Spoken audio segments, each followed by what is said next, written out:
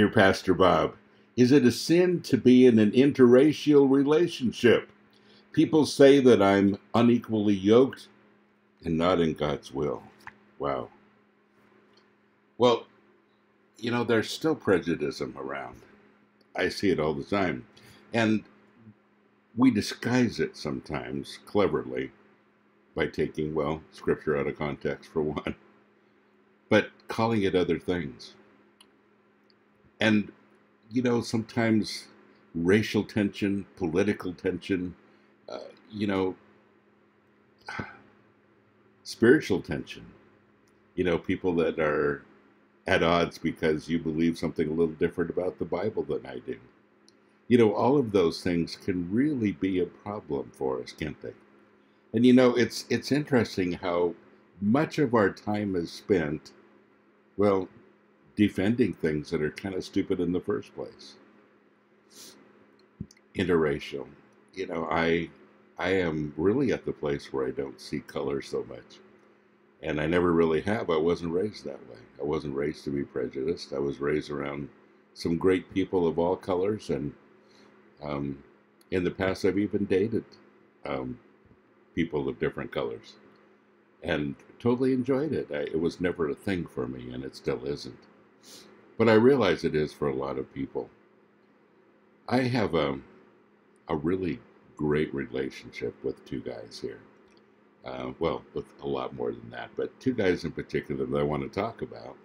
And we have coffee every week together.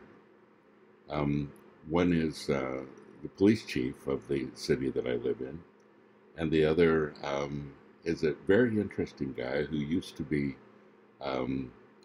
the front man for Muhammad Ali. Interesting stories, and he's written a couple books about him. But these two guys are very close friends. They're both black. They're both a little different than I am, looking and whatever. Obviously, they're a little more conservatively dressed and whatever. My friend who's a police chief is also a pastor. And but we are best friends, and we get together, the three of us, on a weekly basis and have some coffee together and really enjoy our time together. It's a very close thing. I love that. And by the way, the police chief and I are going to be doing a podcast called The Odd Couple. And I think that'll be kind of fun.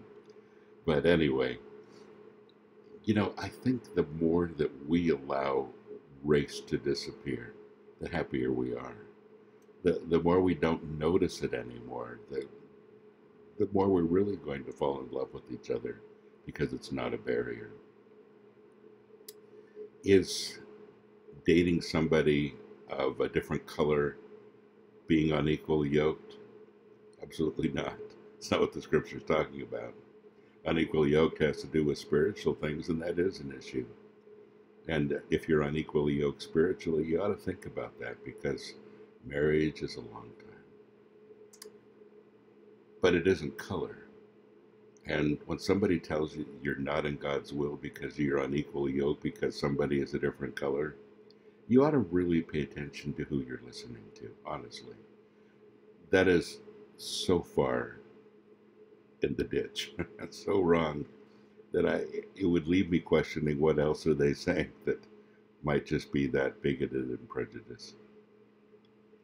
Folks, it's interesting who we fall in love with. I've always thought that was really something. The person that I fall in love with sometimes is not the person I expect to. You never know where that's going to lead. And I have people around me too who when they fall in love with their wives are, totally astounded that this would happen. It's not what they planned. It's not the kind of person they thought they would, all that kind of stuff. And yet they're very happy because it's the right one. I love that. And, love is that way. It's finding that person not because of what's on the outside, but because of what's on the inside. And finding yourself yoked spiritually.